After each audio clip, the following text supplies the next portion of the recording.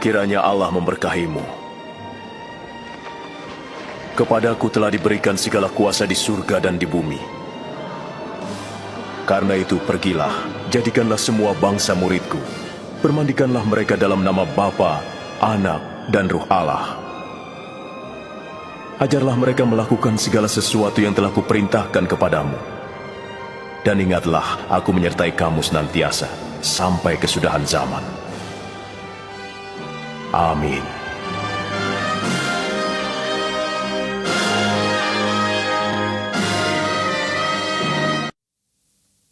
Shalom umat kesayangan Tuhan GB Menteng. Hari ini adalah hari yang istimewa. Kita semua akan memperingati hari kenaikan Tuhan Yesus. Mari sebelum kita masuk dalam ibadah hari kenaikan, kita sama-sama menaikkan doa syafaat kita.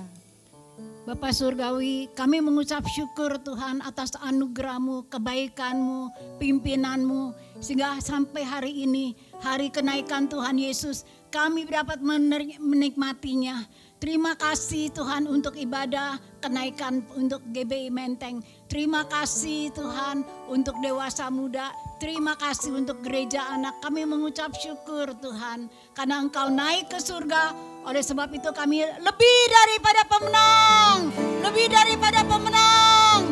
Lebih daripada pemenang. Terima kasih Tuhan. Orang yang menanti-nantikan Engkau bagaikan burung Raja Wali terbang tinggi. Akan berlari tapi tidak akan menjadi letih. Akan berjalan tapi tidak akan menjadi lesu. Karena ada kekuatan baru yang daripadamu. Terpujilah orang-orang yang menanti-nantikan Engkau. Mereka tidak akan jatuh dan tersandung. Taruna-taruna orang fasik mereka akan jatuh tersandung. Terima kasih Tuhan. Kami percaya Tuhan bahwa tidak ada janji-Mu yang tidak tergenapi. Tidak ada rencana-Mu yang gagal. Tidak ada janji-Mu yang tertunda. Tidak ada destiny yang terpotong. Tidak ada iman yang gugur. Tidak ada firman yang keluar dari mulutku dengan sia-sia. Tapi segala firman yang keluar dari mulutku akan melaksanakan apa yang Kuperintahkan. Dan akan berhasil apa yang Kusuruh. Apa yang terikat di bumi akan terikat di surga. Apa yang dilepaskan di bumi akan dilepaskan di surga. Oh, firman menjadi daging. Impian menjadi kenyataan. Kami mencapai puncak destiny. Kami mendapatkan jawaban-jawaban doa mendarat di bumi. Kami mengucap syukur Tuhan. Terima kasih Tuhan, bukan kuat gagah perkasa kami Tuhan. Kau Allah El Elyon, tidak tertandingi, tidak terkalahkan, tidak tersaingi. Tiada yang setara dengan Engkau. Engkau besar, Engkau besar. Namamu besar oleh keperkasaanmu. Kami haus dan lapar akan firman-Mu. Kerajinan kami tidak kendor. Roh kami menyala-nyala dan melayani Tuhan. Tuhan, kami mengucap syukur. Bangkit jadi pemenang, bangkit jadi terang. Harvest now, harvest now, harvest now. Jesus for everyone, Jesus for everyone, Jesus for everyone. Kami minta jiwa-jiwa dari pintu gerbang utara, selatan, timur, barat. Jiwa-jiwa masuk dalam lubuk-lubuk-Mu. Haleluya, haleluya, haleluya. Dalam nama Tuhan Yesus. Haleluya. Mari kita semua umat pemenang yang sudah ditebus sama Tuhan. Memuji Tuhan. Katakan aku menang. Ku menang bersama Yesus Tuhan. Ku menang di dalam peperangan. Ku menang atas segala setan. Haleluya, haleluya. Mari umat pemenang katakan. Ku menang bersama Yesus Tuhan. Ku menang di dalam peperangan.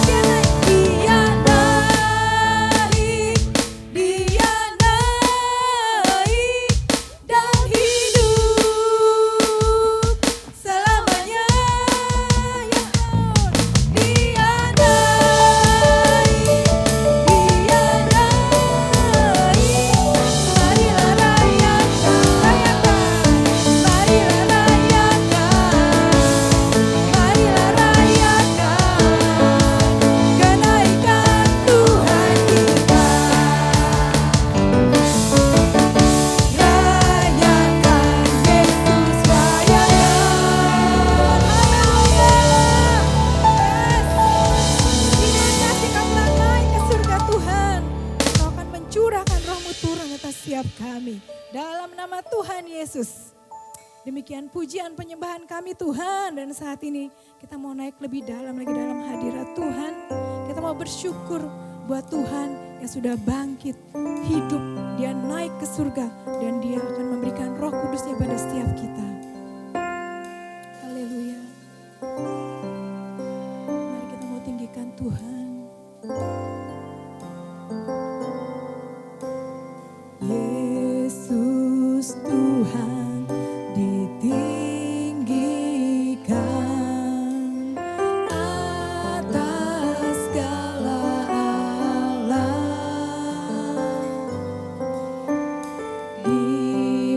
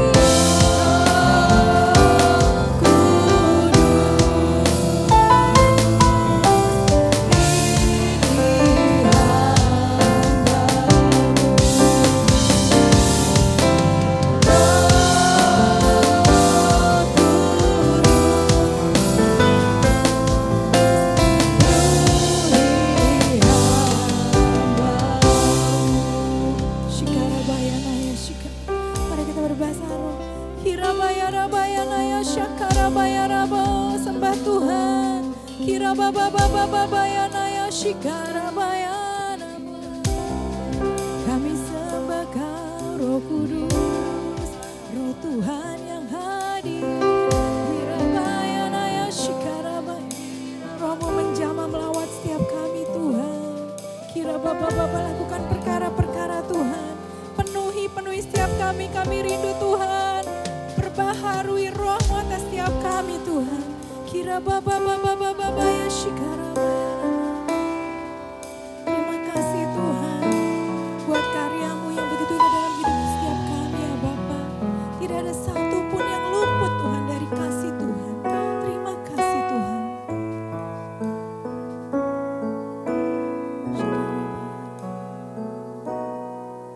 Tiada satu pun yang luput dari karya kasih.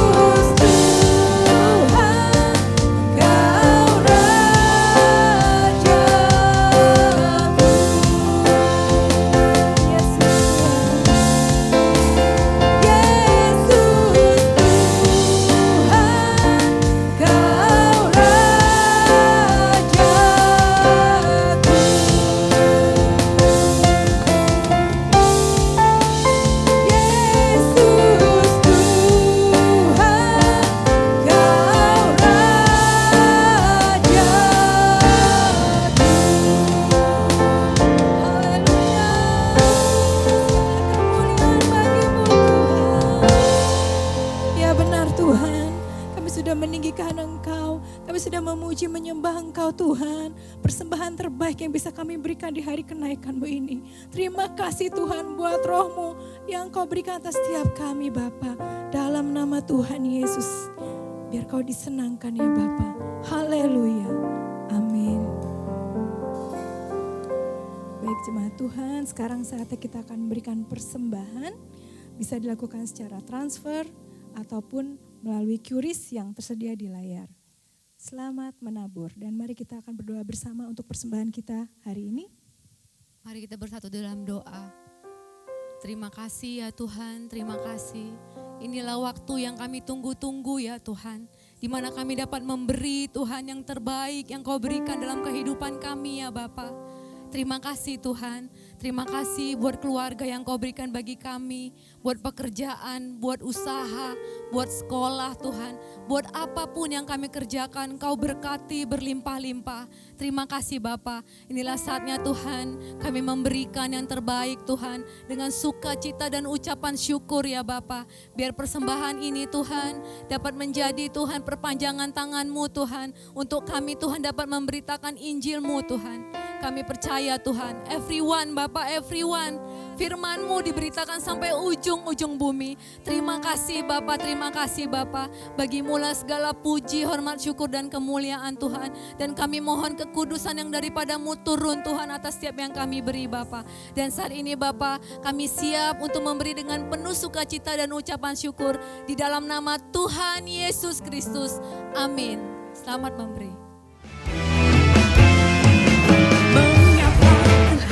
Memberkati kamu semua karena sayang. Mengapa Tuhan menyelamatkanmu semua karena sayang. Mengapa Tuhan menyembuhkan kamu semua karena sayang. Mengapa Tuhan memulihkan kamu semua karena sayang. Tahukah dirimu betapa besar kasih sayang Tuhan padamu, sehingga Dia rela berkorban untukmu. Tahukah dirimu betapa besar kasih sayang Tuhan padamu, sehingga Dia rela mati untukmu. Katakan Tuhan sayang kamu, sayang kamu. Tuhan sayang kamu. Amin. Sekarang saatnya kita akan duduk diam dan mendengarkan firman Tuhan. Mari kita satukan hati kita mau naikkan pujian. Kita mau buka hati kita lebih lagi buat kebenaran firman Tuhan. Apapun yang terjadi dalam hidupku ini, tak pernah ku ragukan kasih-Mu Tuhan. Lewat gunung yang tinggi, dalam lembah yang curam, tak pernah ku ragukan janji-Mu Tuhan. Kau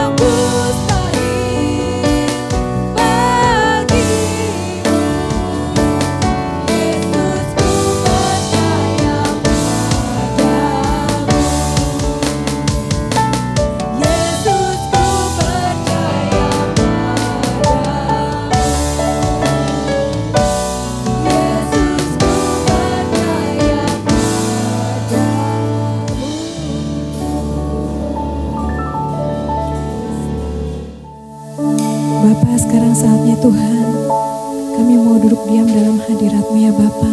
Kami mau lebih lagi Tuhan untuk mendengarkan suara-Mu ya Bapa, untuk mendapatkan tuntunan-Mu ya Tuhan.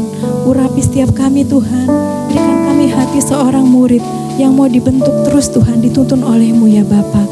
Terima kasih Tuhan, dalam nama Tuhan Yesus kami siap untuk mendengarkan firman-Mu. Amin. Shalom semuanya. Tahun 2025 adalah tahun penuaian, the year of harvest. Ayat emasnya adalah Ulangan 11 ayat 13 dan 14 dan Yohanes 4 ayat 35. Kalau kita menyelidiki ayat-ayat yang merujuk pada penuaian atau harvest, maka terdapat beberapa jenis tuaian, yaitu yang pertama, tuaian jiwa-jiwa yang terhilang dan membutuhkan pemulihan hubungan. Yang kedua, tuaian perluasan kerajaan Allah. Yang ketiga, tuaian berkat rohani dan jasmani. Yang keempat, tuaian hidup yang berbuah atau buah roh. Yang kelima, tuaian hidup yang kekal. Dan yang keenam, tuaian di bumi yang mengalami murka Allah. Saya percaya ke depan ini, Tuhan akan berbicara tentang hal-hal di atas. Mengenai target penyelesaian amanat agung tahun 2033, Tuhan mulai membukakan pengertiannya pada waktu Global Council Empower 21 meeting di Hawaii tahun 2013. Tuhan memberikan visi, setiap orang, everyone, akan mendapatkan kesempatan untuk berjumpa secara autentik dengan Tuhan Yesus melalui kuasa dan hadirat Roh Kudus pada Pentakosta 2033. Terus terang kita semua bingung, termasuk Billy Wilson dan saya sendiri. Beberapa bulan setelah itu Billy Wilson ke Manila dan dia hadir di konser Planet Shakers dengan memakai baju berwarna merah. Tiba-tiba pimpinan Planet Shakers, yaitu Neil Smith, menyuruh berhenti. Dan dia bilang, ada pesan Tuhan untuk orang yang berbaju merah. Dia berkata, saya tidak kenal Anda, saya tidak tahu siapa Anda, tetapi Tuhan katakan, Anda harus berpikiran besar. Terus terang Billy Wilson kaget mendengar nubuatan itu. Karena selama ini dia berpikir, bagaimana ini bisa terjadi? Ternyata untuk itu perlu punya pikiran besar. Kepada saya, Tuhan memberikan pengertian tentang tahun 2033 ketika bulan Mei 2022 diadakan World Prayer Assembly atau WPA secara hybrid di SICC Tower lantai 11. Ada 3 orang yang berbicara secara online, di mana mereka semua berbicara tentang tahun 2033. Mereka adalah Billy Wilson, aliran Pentakosta, Rick Warren dari aliran Baptis, dan Nicky Gamble dari aliran Anglican. Tiba-tiba Tuhan memberikan pengertian kepada saya. Dan saya berkata, I got it. I got it. Nah, bulan Juli 2022, yaitu 2 bulan setelah pelaksanaan BPA tadi, waktu memulai renovasi Azusa Street Prayer Tower, saya bersaksi tentang hal itu. Di situ hadir Billy Wilson, Tim Hale yang saat itu menjabat sebagai Ketua Umum Church of God, dan mereka pun menyambut baik kesaksian tersebut. Saya percaya ini merupakan konfirmasi bagi kita. Nah, setelah itu, bulan Desember 2022, Billy Wilson dan Rick Warren mengumpulkan sekitar 26 orang pemimpin, kepala-kepala kegerakan dari kelompok-kelompok oikumene di New York untuk menyusun suatu pernyataan tentang panggilan kepada gereja sedunia untuk masuk ke dalam upaya penyelesaian amanat agung tahun 2033. Dikatakan, kita percaya bahwa dekade menjelang tahun 2033 akan menjadi dekade yang tidak pernah terjadi sebelumnya. Dan penginjilan kepada semua orang, everyone, di atas bumi akan terjadi. Setelah pertemuan itu, maka bulan Juli 2023, Empower 21 mengadakan kongres di Amsterdam dengan tema Everyone. Kemudian itu dilanjutkan dengan kongres Empower 21 Everyone Asia di SICC Indonesia pada tanggal 3 sampai 5 Juli 2024 dengan tema Reaching Every Person on Earth. Hari-hari ini banyak organisasi dan aliran Kristen termasuk Katolik Karismatik yang meyakini target untuk menyelesaikan amanat agung adalah tahun 2033. Ternyata kepada saya, Tuhan tidak berhenti hanya tentang penyelesaian amanat agung tahun 2033 saja. Tetapi Tuhan memberikan pengertian dari Matius 24 ayat 14. Jadi waktu murid-muridnya bertanya tentang tanda kedatangannya yang kedua dan akhir dari dunia ini, Tuhan Yesus menjawab salah satunya yang terdapat dalam Matius 24 ayat 14. Injil kerajaan ini akan diberitakan di seluruh dunia menjadi kesaksian bagi semua bangsa. Sesudah itu barulah tiba kesudahannya. Jadi setelah Injil diberitakan di seluruh dunia menjadi kesaksian bagi semua bangsa, atau dengan kata lain, kalau amanat agung sudah selesai, sesudah itu barulah tiba kesudahannya. Tuhan Yesus datang kembali. Kata sesudah itu tidak ada seorang pun yang tahu. Bisa 1 hari, 1 bulan, 1 tahun, 5 tahun, yang jelas tidak akan lama. Sebab Tuhan Yesus berkata, aku datang segera. Saya tidak pernah berkata, Tuhan Yesus pasti datang tahun 2033. Itu tidak alkitabiah. Yang saya katakan, Tuhan Yesus bisa datang tahun 2033. Itu alkitabiah. Karena kedatangan Tuhan Yesus bisa sewaktu-waktu. Kita harus senantiasa berjaga-jaga dan berdoa. Orang yang merindukan kedatangannya pasti berjaga-jaga dan berdoa. Hosana, Hosana, datanglah Tuhan Yesus. Hosana, Hosana, ku merindukanmu, ku merindukanmu,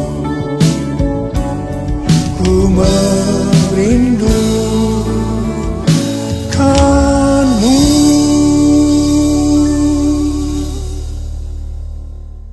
Rick Warren membuat kelompok yang disebut dengan Finishing the Task, menyelesaikan amanat agung, dengan menggunakan pendekatan 4B atau 4B.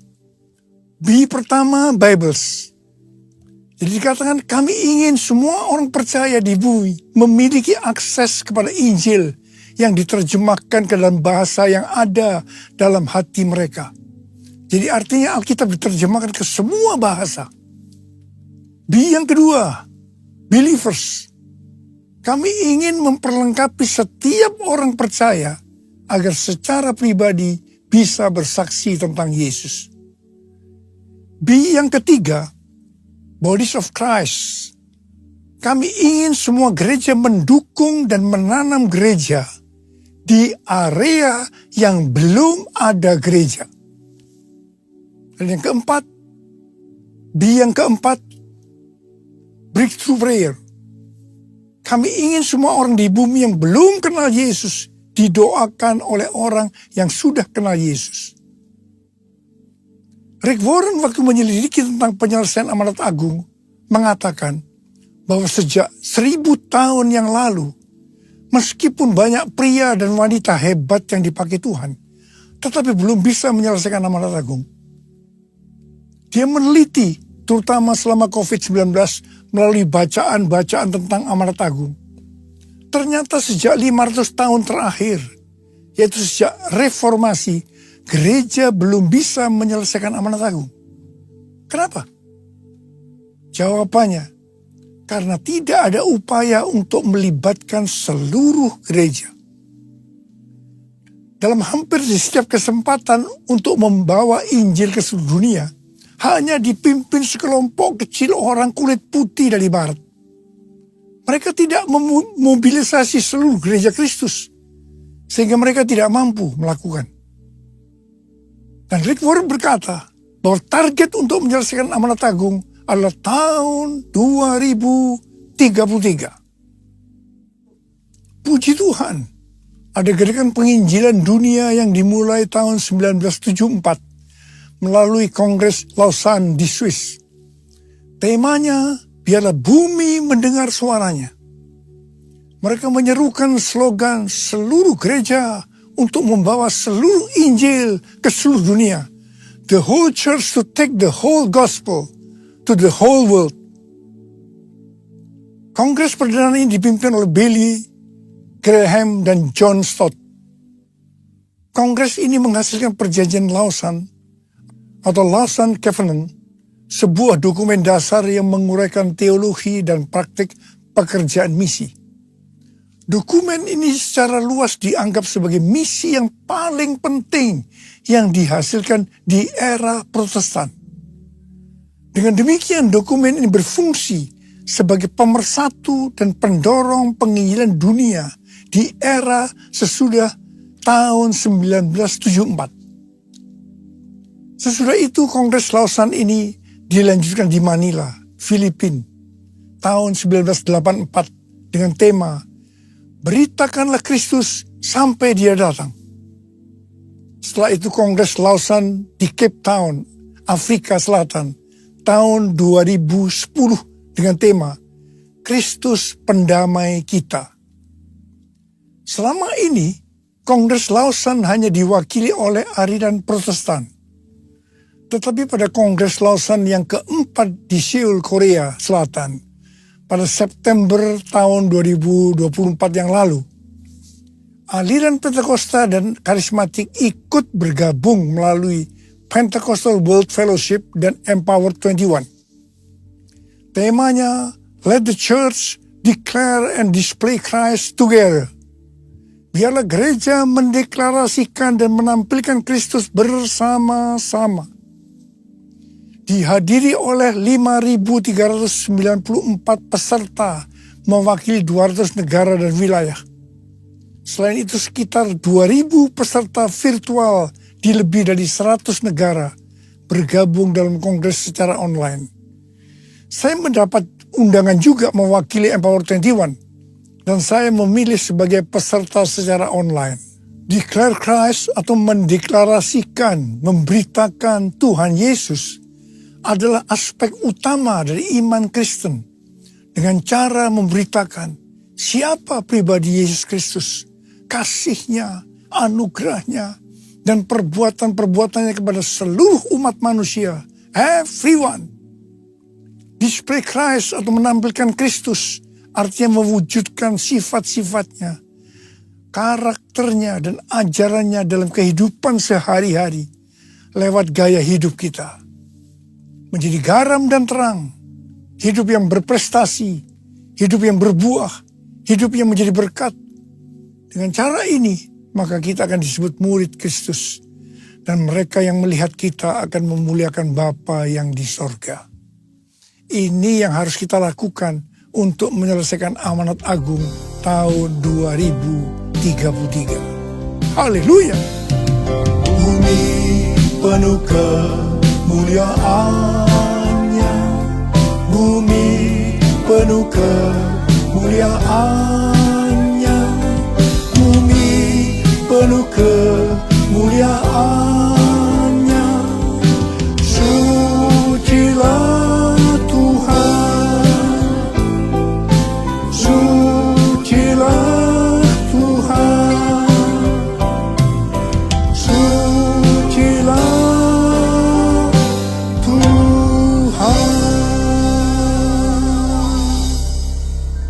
Memasuki tahun penuaian ini, kita juga akan mengalami penuaian secara jasmani. Salah satu syarat untuk mengalami penuaian secara jasmani adalah memberi, menabur. Dalam Mazmur 126 ayat 5 dan 6 dikatakan, orang yang menabur dengan bercucuran air mata akan menuai dengan sorak-sorai. Orang yang pergi dengan menangis sambil membawa kantong benih pasti pulang dengan sorak-sorai sambil membawa berkas-berkas gandumnya. Di sini jelas dikatakan, pada saat kita dalam kesusahan secara finansial, justru kita harus menabur supaya menuai dengan bersorak-sorai sambil membawa berkas gandumnya atau berkat-berkatnya. Hal ini juga yang dilakukan oleh Ishak. Pada waktu terjadi kelaparan, Ishak pergi ke Gerar kepada Abimelekh, raja orang Filistin. Ishak tinggal di Gerar setelah Tuhan menyuruh dia tinggal di situ. Sesuai dengan Kejadian 26 ayat 12 dan 13. Ishak menabur di tanah itu. Dan dalam tahun itu juga ia mendapat hasil 100 kali lipat. Ia diberkati Tuhan. Orang ini menjadi kaya, makin lama makin kaya. Sehingga ia menjadi kaya raya. Pada masa kelaparan, benih yang ditabur pasti persediaan untuk makanannya. Jadi waktu Ishak menabur, pasti dengan bercucuran air mata. Dia tidak tahu kapan kelaparan akan berakhir. Ishak menabur di tanah yang ditentukan oleh Tuhan. Hasilnya, Tuhan memberkati Ishak sehingga ia menjadi kaya. Makin lama makin kaya, hingga ia menjadi kaya raya. Haleluya! Dalam 2 Korintus 9 ayat 6 dan 7 dikatakan, perhatikanlah ini, orang yang menabur sedikit akan menuai sedikit juga. Dan orang yang menabur banyak akan menuai banyak juga. Hendaklah masing-masing memberi menurut kerelaan hatinya. Jangan dengan sedih hati atau karena paksaan. Sebab Allah mengasihi orang yang memberi dengan sukacita. Sehubungan dengan berkat atau kekayaan yang Tuhan berikan kepada kita, maka ada 3 macam teologi, yaitu yang pertama, teologi kemiskinan, yang kedua, teologi kemakmuran, yang ketiga, teologi penata layanan. GBI menganut teologi penata layanan. Dalam hal memberi, prinsip teologi kemiskinan adalah karena kewajiban. Bisa jadi tidak rela, sedih karena terpaksa. Sedangkan prinsip teologi kemakmuran, fokusnya hanya untuk mendapat sesuatu nantinya. Tetapi prinsip teologi penata layanan, kita memberi, kita menabur karena mengasihi Tuhan. Ini pasti dilakukan dengan sukarela. Dikatakan Allah mengasihi orang yang memberi dengan sukacita. Ada 3 macam respon dari orang percaya dalam hal memberi. Yaitu respon pertama, bagi yang memiliki hubungan yang intim dengan Tuhan. Mereka memberi dengan standar tinggi. Yaitu senantiasa berupaya memberikan yang terbaik untuk Tuhan. Sebagai contoh Maria yang intim dengan Tuhan. Mengurapi kaki Tuhan Yesus dengan rambutnya. Dengan minyak narwastu yang mahal harganya. Yaitu sekitar 300 dinar. Itu merupakan upah 1 tahun bagi seorang pekerja. Jadi sangat besar nilainya. Dan ini merupakan persembahan yang terbaik. Respon yang kedua, bagi mereka yang tidak intim dengan Tuhan. Mereka hanya dapat memahami bahwa memberi persembahan secara materi itu hanya sebagai hukum yang tertulis. Ketika yang lain sudah dengan tekun dan setia memberi persembahan persepuluhan, persembahan khusus, dan persembahan sulung, dia masih sibuk menyelidiki apakah persembahan-persembahan itu alkitabiah atau tidak. Respon yang ketiga, bagi mereka yang cinta uang dan pencuri kas milik Tuhan, seperti Yudas Iskariot, akan mengkritik orang seperti kepada Maria yang memberikan persembahan yang terbaik kepada Tuhan, yaitu minyak narwastu yang mahal harganya, dengan dalih, mengapa tidak diberikan kepada orang miskin saja? Demikian juga mereka yang termasuk orang-orang seperti ini akan menyamaratakan semua pendeta yang mengajar tentang memberi persembahan uang sebagai golongan pendeta yang mencari keuntungan dari jemaat. Bukan rahasia lagi bahwa cukup banyak pendeta yang takut untuk memberikan pelajaran tentang kebenaran, memberi persembahan uang. Apa akibatnya? Akibatnya baik pendeta itu maupun jemaatnya gagal untuk menerima berkat yang terbaik yang Tuhan sediakan. Kesimpulannya, memberi persembahan materi dalam kemurahan hati hanya dilakukan oleh orang-orang yang hidupnya intim dengan Tuhan. Orang yang benar-benar mengasihi Tuhan. Saya berdoa agar berkat yang terbaik dari Tuhan akan kita terima dalam tahun 2025 ini. Karena kita intim dengan Tuhan.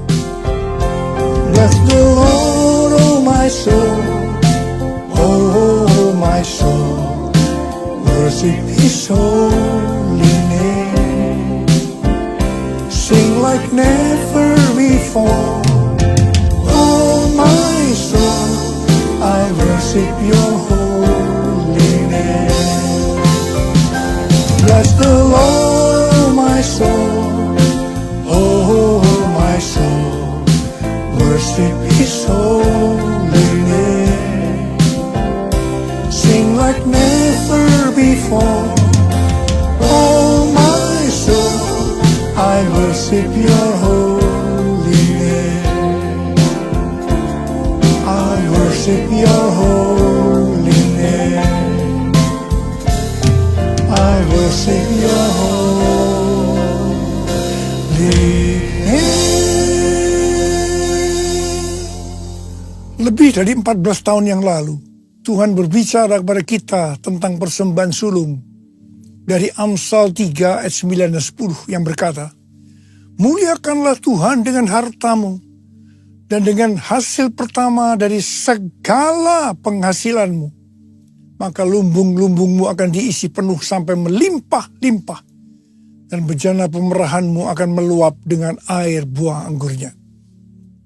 Sesuai dengan referensi dari catatan Amsal 3 ayat 9 dan 10 dari The Apologetic Study Bible dan catatan Alkitab Penuntun Hidup Berkelimpahan dari Life Application Study Bible versi Injili, maka yang dimaksudkan dengan persembahan sulung adalah hasil pertama yang merupakan hasil terbaik secara kualitas dan kuantitas.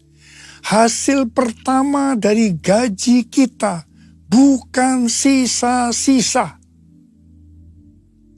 Persembahan sulung untuk tahun 2025 adalah seluruh penghasilan yang didapatkan pada bulan Januari 2025 yang diberikan pada bulan Februari 2025. Dalam Alkitab, Tuhan Yesus sendiri yang menyinggung tentang memberikan persembahan dari seluruh penghasilan seorang janda miskin dalam Markus 12 ayat 41 sampai dengan 44. Pada suatu kali, Yesus duduk menghadapi peti persembahan dan memperhatikan bagaimana orang banyak memasukkan uang ke dalam peti itu.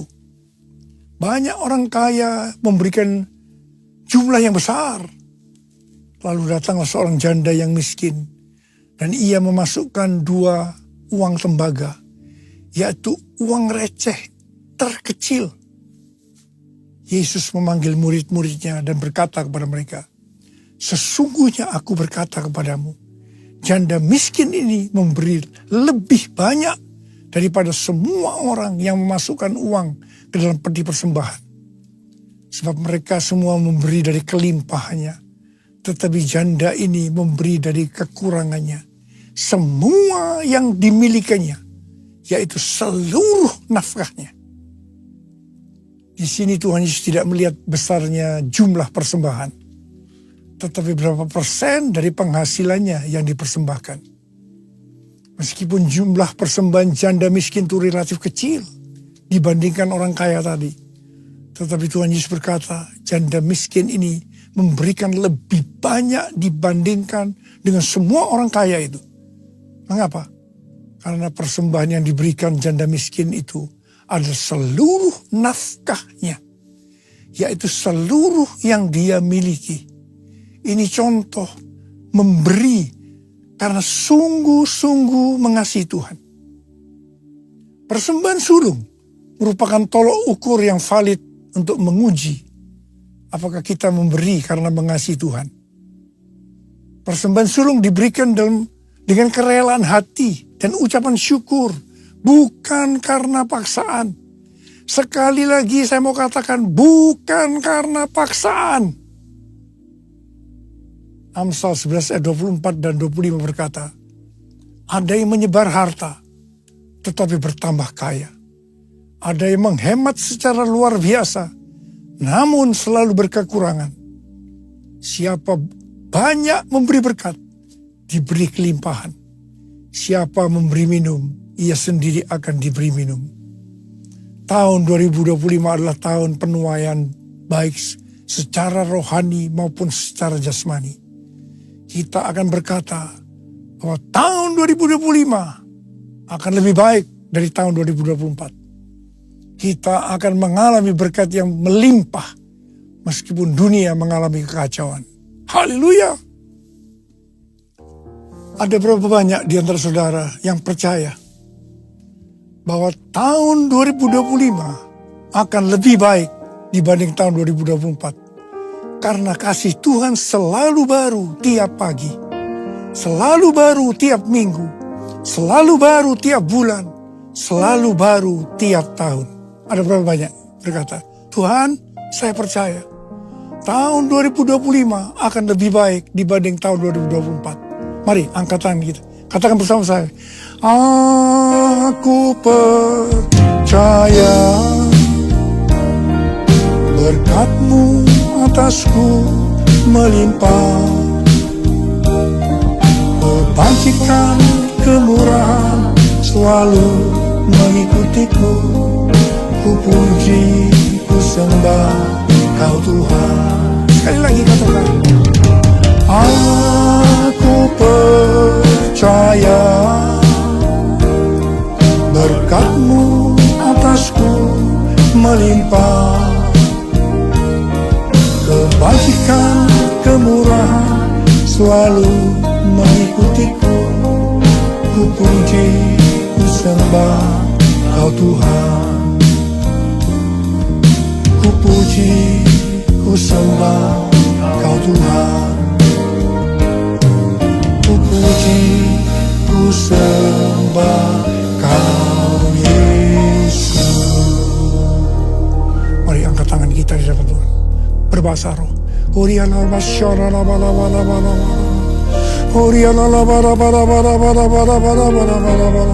Yang sudah berbahasa roh, kita berbahasa roh.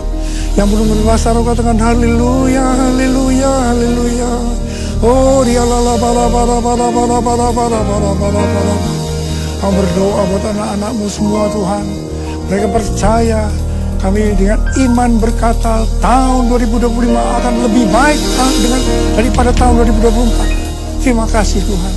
Terima kasih Engkau akan menggenapi ya Aba. Menyerahkan anak-anakmu dalam tangan-Mu. Berkati mereka, berkati mereka, berkati mereka. Mereka akan menuai dan dengan secara luar biasa berkat secara jasmani, secara materi.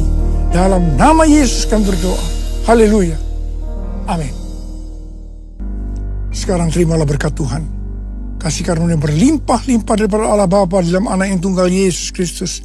Persekutuan yang manis dengan Roh Kudus menyertai kita semua mulai hari ini. Sampai Tuhan Yesus datang menjemput kita di awan-awan dan bahkan sampai selama-lamanya. Yang percaya bersama-sama katakan, amin.